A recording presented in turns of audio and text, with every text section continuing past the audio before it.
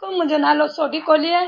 हींअर आऊं press club बदिन ऐं हीअ जेको अधी आई आहे सुबुह जो मुंहिंजे घर मूंखे चवे थी त मुंहिंजो जेकी न्याणी आहे ऐं हुनखे माना मुंहिंजे सॻे भाउ कोर्ट में कूड़ो बयानु ॾेई कोर्ट सां बि धोखो कयो आहे ऐं हितां मूंखां बि धोखो कयो आहे ऐं असां में छा पर मुसलमाननि में बि ईअं नथो थिए त सॻो भाउ पंहिंजी भेण जी धीउ सां शादी करे।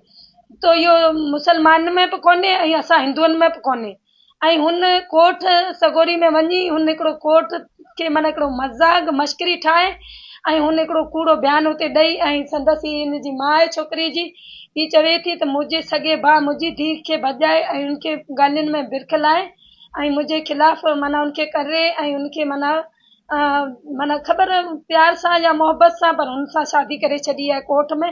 त आऊं पुछां थी त माई चवे थी आऊं पुछां थी त माना इहो असांजो सनातन धर्म में बि नथो थिए क़ुर में बि नथो थिए त सॻो भाउ हिकिड़ो भेण सां निकाह करे वेहे। त हुन जॾहिं कोर्ट कई असांजो ॻोठ हाजी सभो छा मसलो आहे बाबा? ईअं छोकिरी मुंहिंजी सॻो मुंहिंजो भाउ खणी वियो, सॻो खणी वियो हुते निकाह नामो बि छोकिरी जो करे छॾियो।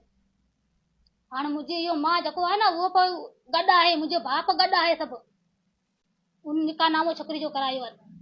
पर कोर्ट वारनि खे ख़बर कोन्हे जी मामो भणे जी आहे या धारिया आहे। हुते बि छोकिरो चवे पियो बाबा आऊं हिनजी भेण जो भाउ कोन्हे आऊं ॿियो आहियां।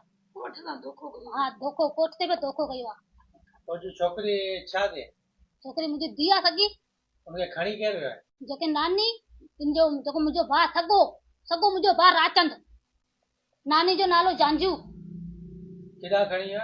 इहो लालकाणे ॾस पए थो पर हाणे ख़बर किथे खणी विया। माना कोर्ट बि करे